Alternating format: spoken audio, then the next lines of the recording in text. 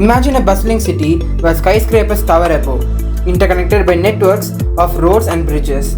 Amidst the urban landscapes stands a monumental structure, unseen yet essential, serving as a central backbone that ensures the city's smooth functioning. Much like the unseen infrastructure of the Z1 Truss of International Space Station ISS, which plays a pivotal role as the main communication antenna hub and the control center for the station's attitude in the vast expanse of space. Hi everyone, welcome to my channel. Today in this video, we'll explore the Z1 Truss, the fourth module of the ISS, which acts as the station's central communication hub and controls its attitude in space. Just as the city relies on its central infrastructure for smooth functioning, the ISS depends on the Z1 Truss for vital operations in the cosmic expanse. Let's start the video. Z1 Zenith Truss.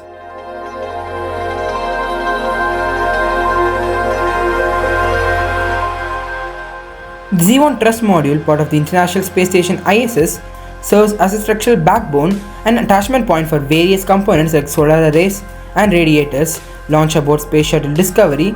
In 2000, it houses control movement gyroscopes CMGs for orientation control. Its integration with the ISS highlights its critical role in supporting space exploration and station operations.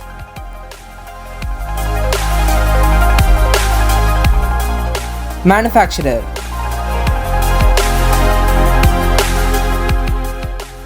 The Z1 Truss module of the International Space Station was built by Boeing. Boeing was one of the most major contractors involved in the construction and assembly of various components of the ISS under NASA's direction. The company played a significant role in designing, fabricating, and testing the Z1 Truss.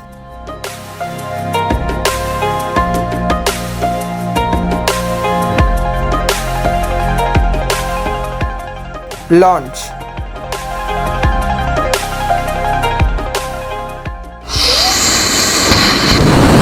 The Z1 Truss module was launched aboard Space Shuttle Discovery during mission STS-92 on October 11, 2000.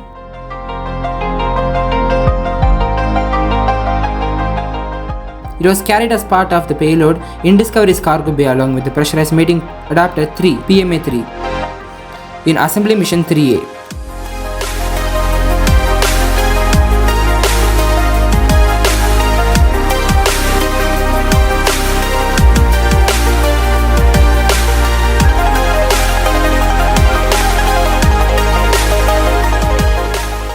Docking.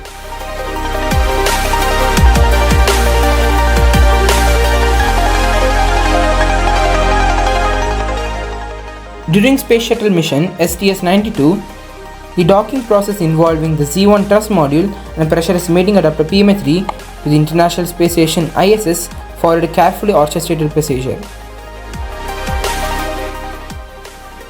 Initial docking of the Shuttle Discovery. The Space Shuttle Discovery, carrying Z1 Truss and PMA-3 in its cargo bay, arrived at the ISS and docked first to the Unity module's docking port.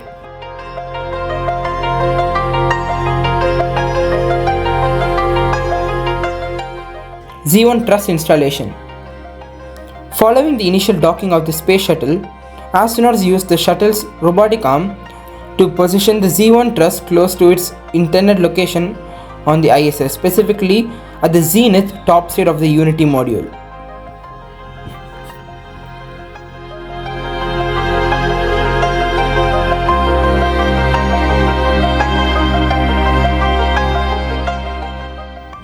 PMA-3 installation.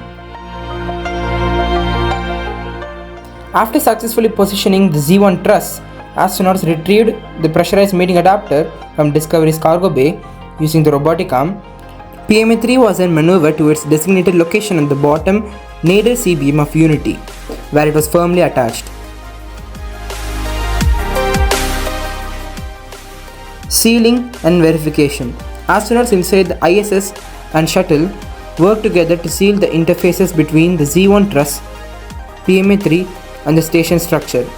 They conducted checks to ensure airtight seals and verify the proper functioning of all systems.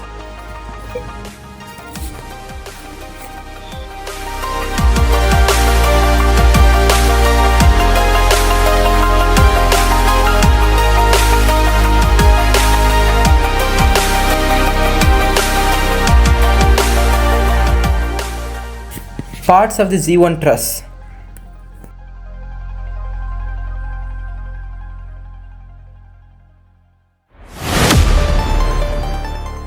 Before we get into that, let's see what a gyro is, as it is necessary to understand it before we look the parts.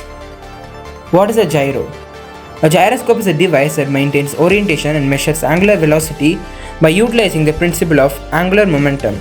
It consists of a spinning mass mounted in a frame or on gimbals, allowing it to resist changes in its orientation. When subjected to external forces or rotation, the gyroscope generates torque, causing it to precess in a predictable manner. This precision is harnessed in navigation systems, stabilizers, and internal guidance systems, making gyroscopes crucial in maintaining stability and providing accurate orientation information in various technological applications. Now let's get into the real topic. What's a gyro in the station and how does it work? The Z1 Truss segment of the International Space Station houses 4 controlled movement gyroscopes (CMGs) that play a crucial role in controlling the station's orientation in space.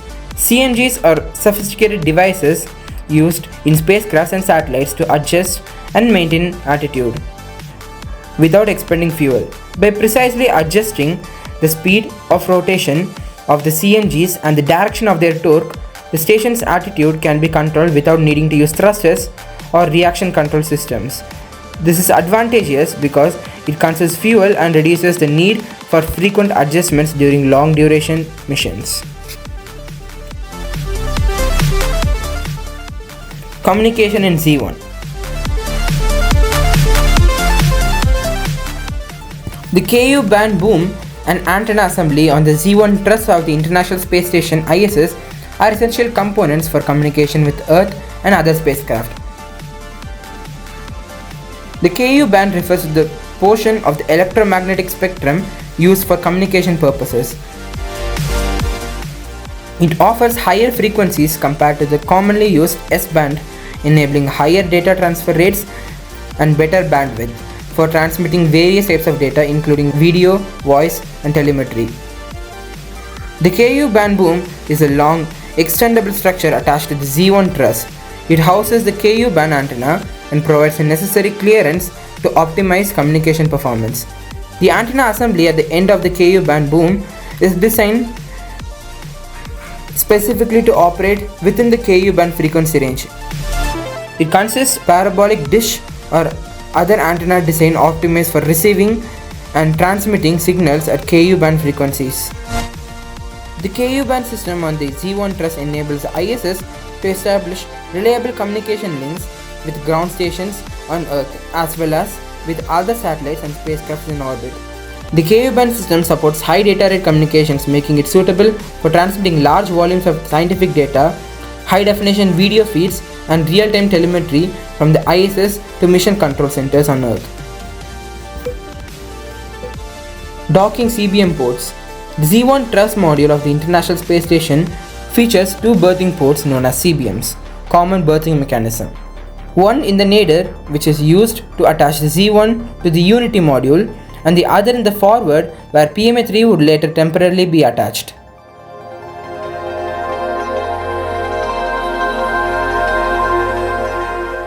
Temporary attachments.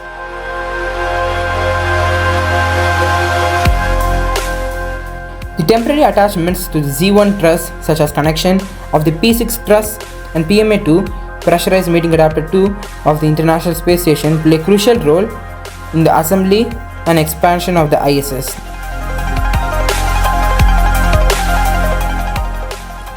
One notable example is the attachment of this P6 truss to the Z1 truss.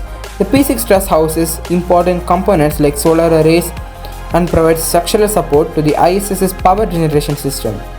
Initially, the P6 truss was brought to the ISS and temporarily attached to the Z1 truss using specialized attachment points and interfaces. Astronauts then conducted spacewalks and used robotic arms to perform the final connections and ensure the P6 truss's stability and functionality. PMA-2 serves as a docking adapter for visiting spacecraft and facilitates crew transfer between different modules and spacecraft. Relocating PMA-2 from its previous location in forward CBM of Unity to its new temporary location to the forward CBM of Z1 creates space for future module expansions like the Destiny Laboratory module. In conclusion, the Z1 Truss module and Pressurized Mating Adapter 3 are integral components of the International Space Station ISS that have played pivotal roles in its construction and functionality. The Z1 Truss, launched during Space Shuttle mission STS-92, serves as a structural backbone and attachment point for various station elements including the control movement gyroscopes CMGs, crucial for orientation control. PMA-3 installed later during assembly missions provides docking capabilities for visiting spacecraft, expanding the ISS's versatility and collaborative capabilities in space. I hope this video on the Z1 Truss was interesting. I'll meet you in the next video with another interesting module. Take care, bye.